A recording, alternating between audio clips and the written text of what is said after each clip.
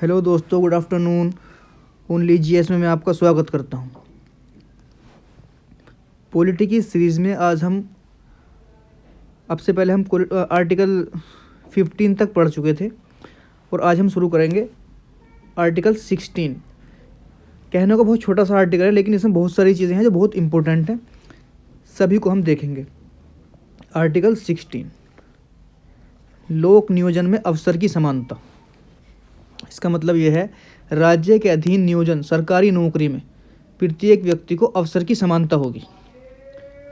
प्रत्येक व्यक्ति को सरकारी नौकरी में अवसर की समानता होगी और नागरिकों के बीच धर्म, मूल, वंश, जाति, लिंग, क्षेत्र, निवास स्थान या उत्पत्ति के आधार पर भेदभाव नहीं किया जाएगा।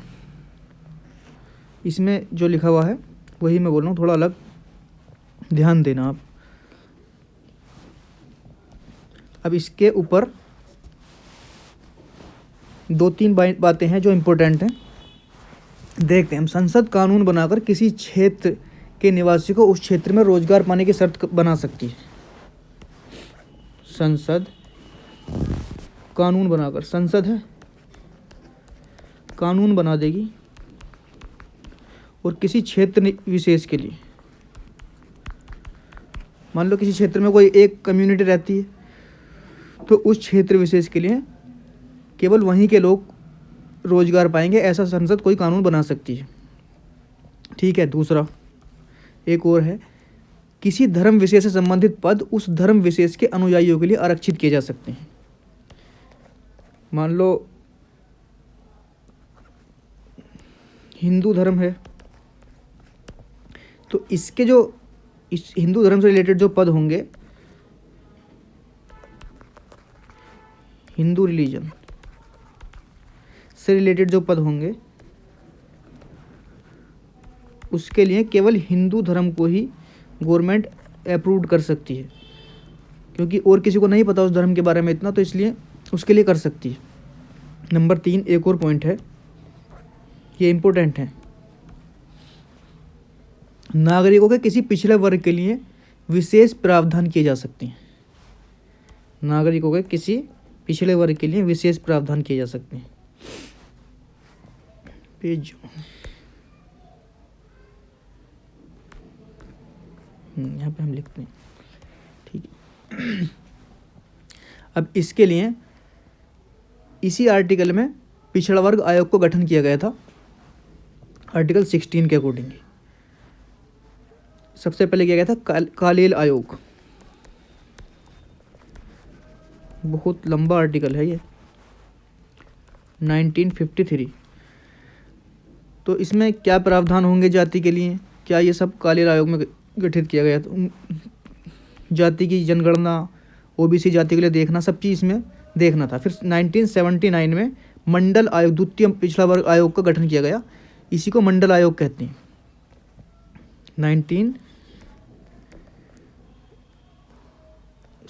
1979 में द्वितीय पिछड़ा वर्ग आयोग।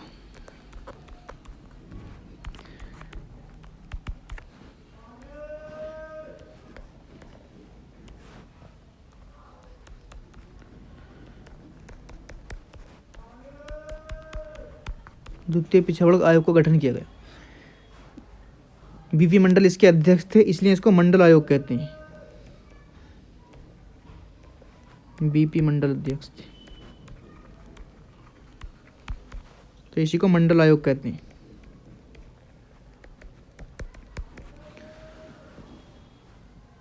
अब मंडल आयोग के सामने सिफारिशें रखी गई कि भाई पिछड़ा कौन है, आखिर हमें पहचान करनी है कि पिछड़ा कौन है। तो इन्होंने बहुत सारी जातियों को पिछड़ी जाति माना, बहुत सारी जातियाँ की लिस्ट बनाई जिन्हें अदर बैकवर्ड क्लास कहा गया। उन्होंने कहा एक ऐसे लोगों के लिए 27% सरकारी नौकरी में आरक्षण होगा। ओबीसी के लिए इन्होंने 27% आरक्षण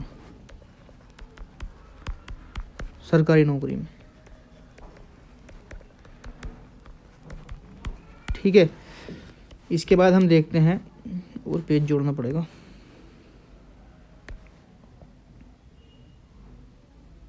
हाँ ठीक है।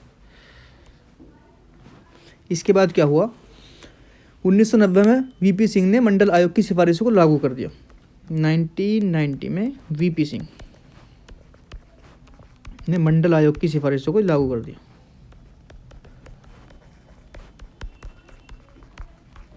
सिफारिश लागू, ठीक है।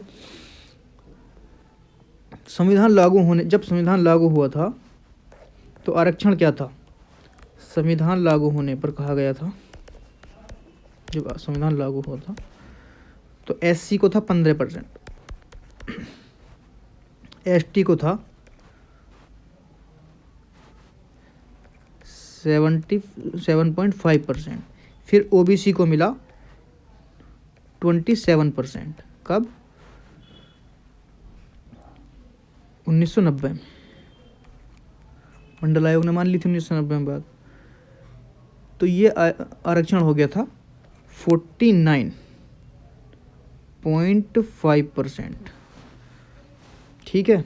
अब देखो इसके बाद क्या हुआ। 1991 में कांग्रेस गवर्नमेंट ने, 1991 में कांग्रेस गवर्नमेंट ने ईबीसी आरक्षण लाई। ईबीसी, इकोनॉमिकली बैकवर्ड क्लास, इनको दिया 10% आरक्षण।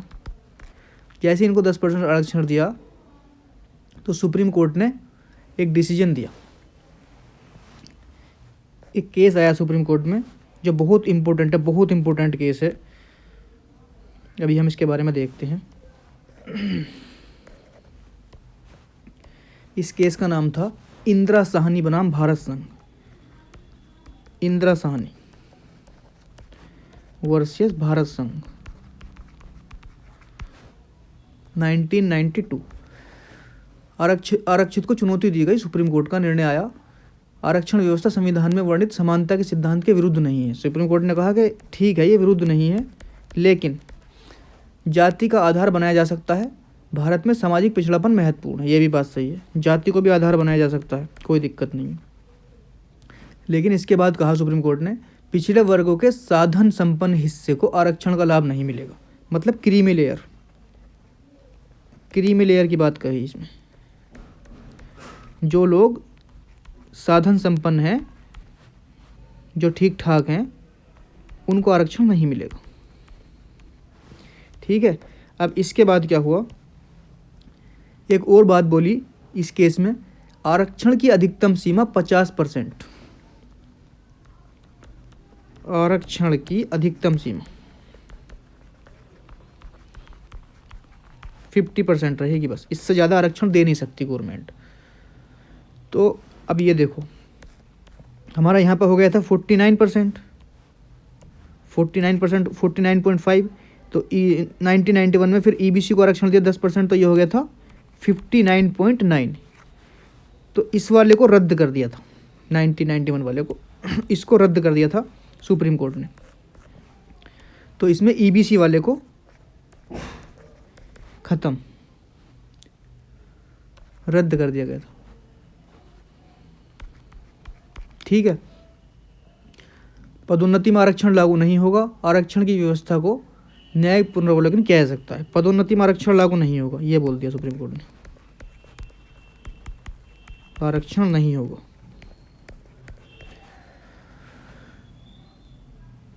अब एक फिर इसके बाद गवर्नमेंट ने किया, सॉरी फिर पेज अपलोड करना पड़ेगा हमें। 77 अमेंडमेंट ऑफ कॉन्स्टिट्यूशन।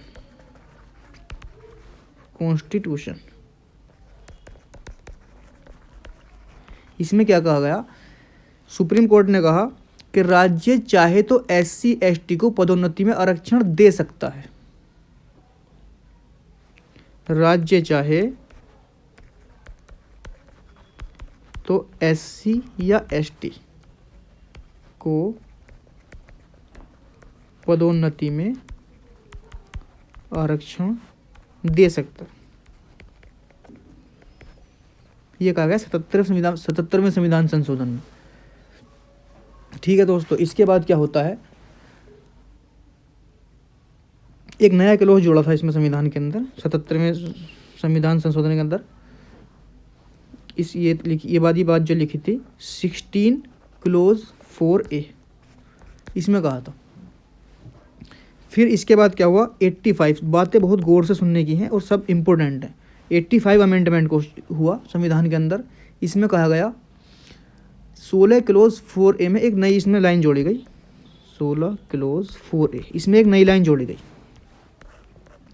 इसमें क्या लिखा,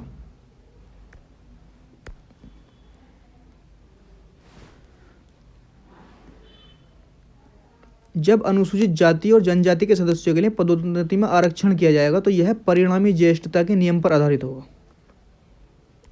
जब SC ST के सदस्यों को पदोन्नति में आरक्षण दिया जाएगा, पदोन्नति में आरक्षण दिया जाएगा तो यह है परिणामी ज्येष्ठता,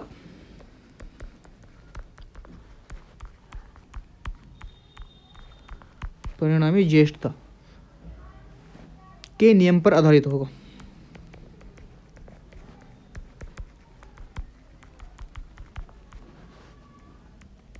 ठीक है, इसके बाद क्या हुआ, हम बिल्कुल सीक्वेंस में चल रहे हैं। परिणामी ज्येष्ठता क्या है, देखो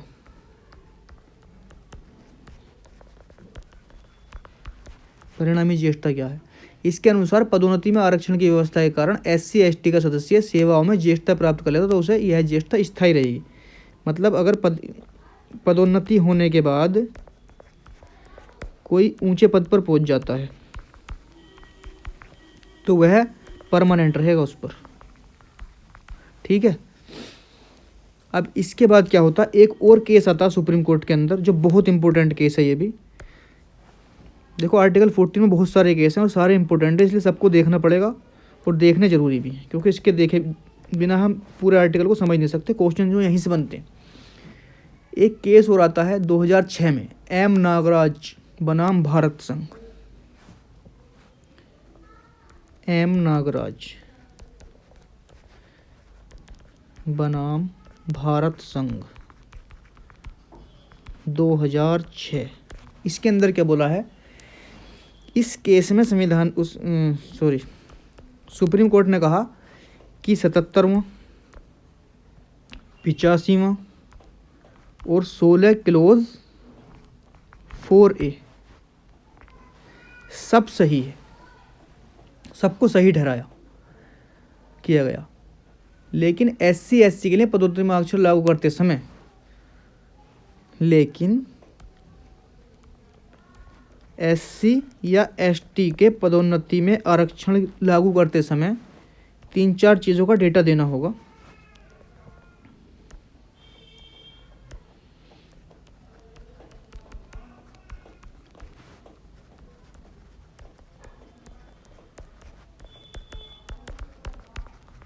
आरक्षण देते समय सबसे पहले तो पिछड़ापन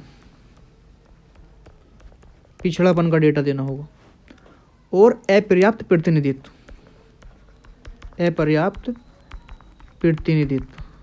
आइए बताऊंगा मैं तुम्हें क्या होता है अपर्याप्त प्रतिनिधित्व। और प्रशासनिक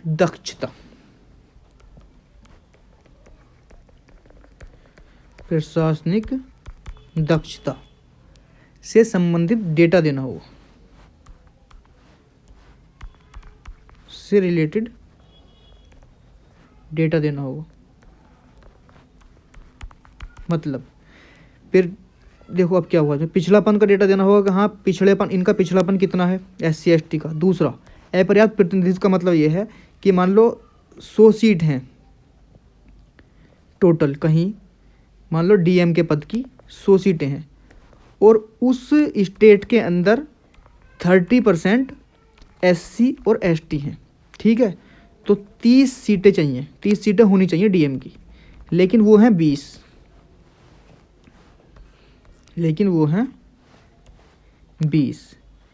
तो अपर्याप्त प्रतिनिधित्व हुआ, मतलब 10 सीटें कम हैं तो 10 सीटों पर इनको भरा जाएगा SC ST को। ठीक है, ये हो गया अपर्याप्त प्रतिनिधित्व। और पिछड़ापन का डेटा देना ही होगा। इसके बाद देखो एक और तुम्हें इंपॉर्टेंट चीज़ मैं बहुत बताता हूँ। एक और केस आया आर्टिकल 16 बहुत बड़ा है क्योंकि बहुत सारे केस हैं। एक और केस आया 2018 में, ये किताबों में भी नहीं मिलेगा तुम्हें, जर्नैल सिंह केस। इसमें क्या कहा गया कि पदोन्नति में आरक्षण से जब दिया जाएगा तो पिछड़ापन की डेटा देने की जरूरत नहीं, कि भाई पिछड़ापन का डेटा देने की जरूरत नहीं है, पिछड़ापन का कोई डेटा नहीं, क्योंकि राष्ट्रपति लागू करता है पिछड़ापन और वो पहले से ही कोई ना कोई डेटा सॉरी किधर गया, ठीक है।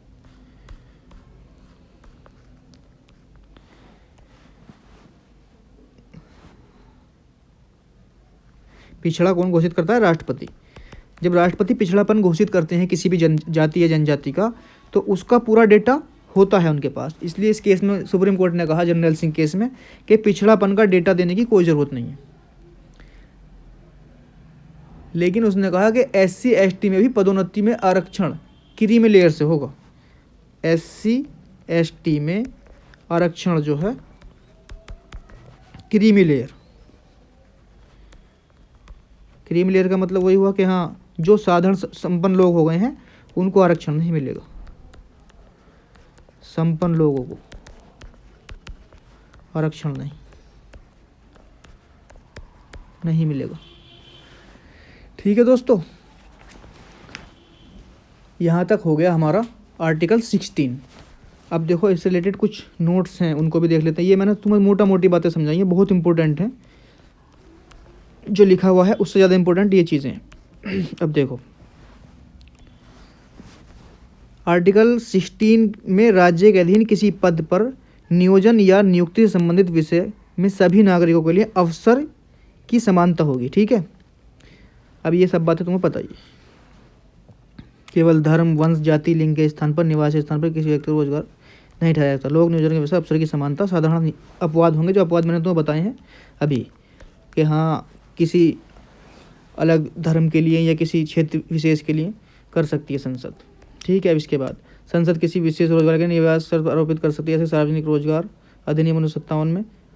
ठीक है, ये सब बातें इतनी इम्पोर्टेंट नहीं है। अब हम देखते हैं, ये देखो ये सारा इम्पोर्टेंट था। अब हाँ देखो, ये इम्पोर्टेंट है, सवर्णों को जो भी आरक्षण दिया गया है, आपको सबको पता ही होगा। सरकार अधिकृत है कि आर्थिक रूप से कमजोर वर्ग में नियुक्ति अथवा पदों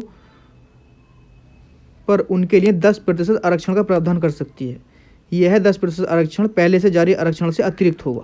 अब देखो, ये जो संविधान में संशोधन किया था, इसने बोला कि वरना होता नहीं, क्योंकि 50% से ऊपर की सीमा नहीं है, लेकिन ये बात बोल दी, यह 10% आरक्षण पहले से जारी आरक्षण से 10 के अतिरिक्त होगा, अतिरिक्त। इसलिए आरक्षण सुप्रीम कोर्ट ने इसको रद्द नहीं किया, वरना 50% से ऊपर नहीं होगा। और 49.5% पहले से था, और 10% ये जोड़ के 59.5% आरक्षण हो गया। तो इसको रद्द इसलिए नहीं कहा क्योंकि ये बात संविधान के अंदर लिखी गई है। इस उद्देश्य के लिए सरकार पारिवारिक आय तथा आर्थिक प्रतिकूलताओं के अन्य संकेतों के आधार पर समय समय पर ऐसे आर्थिक रूप से कमजोर वर्गों के लिए अधिसूचित करती रहती है। ये देखो सारे केस इंपोर्टेंट हैं, ये हमने देखे। मंडल आयोग हमने देख लिया, जितना वो उसमें देखना था वो इम्पोर्टेंट था बस, बाकी बहुत लंबा दिया होता है। क्रीमी लेयर हमने देख लिया। ये 103वां संविधान, इसमें बस यही बातें याद रखने की हैं कि 103वां संविधान संशोधन 2019 के द्वारा जोड़ा गया, और 10% का आरक्षण इसमें दिया गया जनरल वर्ग के लोगों को, जनरल को। ठीक है, आर्टिकल 15 में और 16 में दोनों में संशोधन करना पड़ा इसके लिए। ठीक है, बस यही था इसमें। अब 17 आर्टिकल देखते हैं।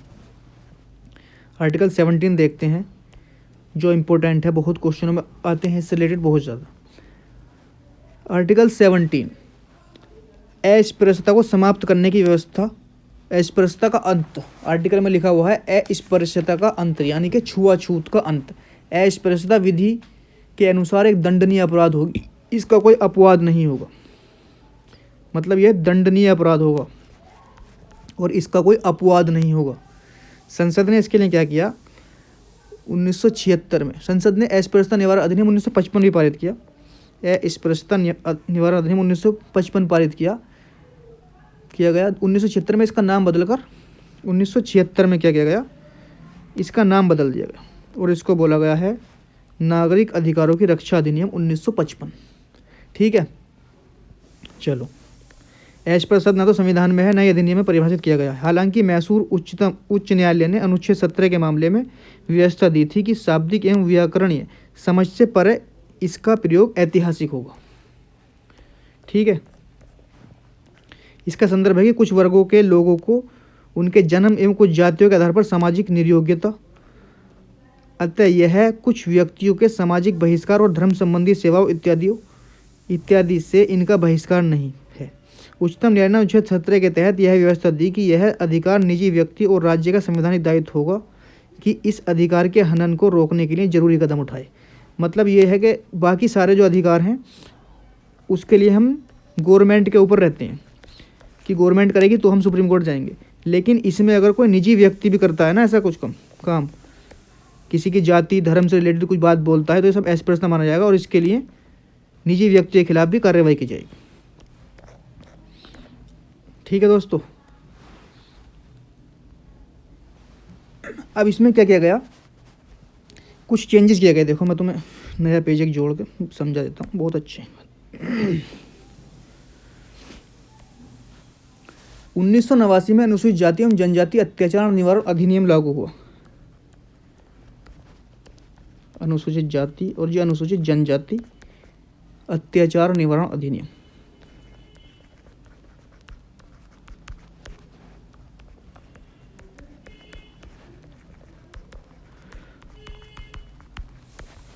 इसमें क्या कहा गया, इसमें 22 कार्यों को अनुसूचित जाति व जनजाति के विरुद्ध अत्याचार माना गया। इसमें 22 कार्यों को अत्याचार माना गया, 22 कार्यों को अत्याचार माना गया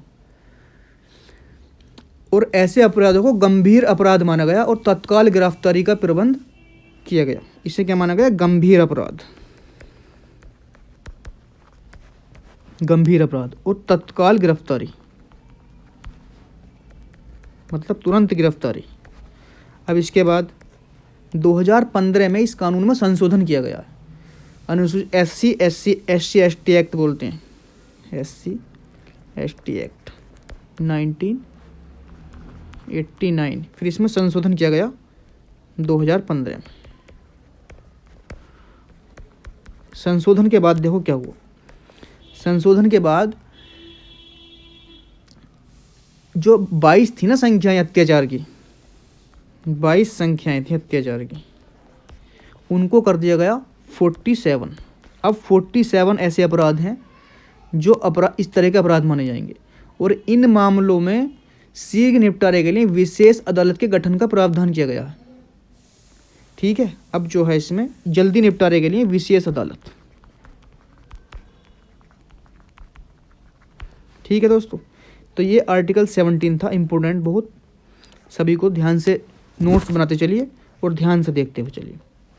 अब हम एक आर्टिकल और देखेंगे बस, आर्टिकल 18 उपाधियों का अंत। इसका मतलब ये हुआ कि भारत का कोई भी सदस्य उपाधि नहीं लेगा। ठीक है, राज्य उपाधि नहीं दे सकता किसी को। इसमें लेकिन 2 अपवाद हैं उपाधियों के अंत में, शिक्षा और सेना से संबंधित उपाधि ले सकता है। ठीक है, भारत में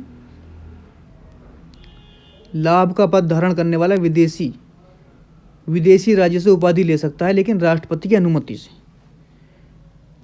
राष्ट्रपति की अनुमति के बिना वो भी नहीं ले सकता, विदेशी राज्य से उपाधि प्राप्त नहीं कर सकता। भारत का कोई नागरिक विदेशी राज्य से उपाधि प्राप्त नहीं कर सकता। कोई विदेशी राज्य के अधीन लाभ का पद विश्वास पद धारण करते हुए किसी विदेशी राज्य से उपाधि भी राष्ट्रपति की सहमति के बिना स्वीकार नहीं कर सकता। अब इसमें एक बात और कही है, राज्य के अधीन लाभ या विश्वास का पद धारण करने वाला कोई व्यक्ति किसी विदेशी राज्य से या उसके अधीन किसी रूप से कोई भेंट, उपाधि या पद राष्ट्रपति की सहमति के बिना स्वीकार नहीं कर सकता। ठीक है दोस्तों, बस सब यही बातें हैं। अब हमारा है अगला स्वतंत्रता का अधिकार, आर्टिकल 19 से 22। ये बहुत इंपॉर्टेंट है, इसको हम कल देखेंगे क्योंकि वीडियो बहुत लंबी हो जाएगी, इसलिए आज यहीं से ख़त्म करते हैं। Thank you for watching. लगातार देखते रहिए, सब्सक्राइब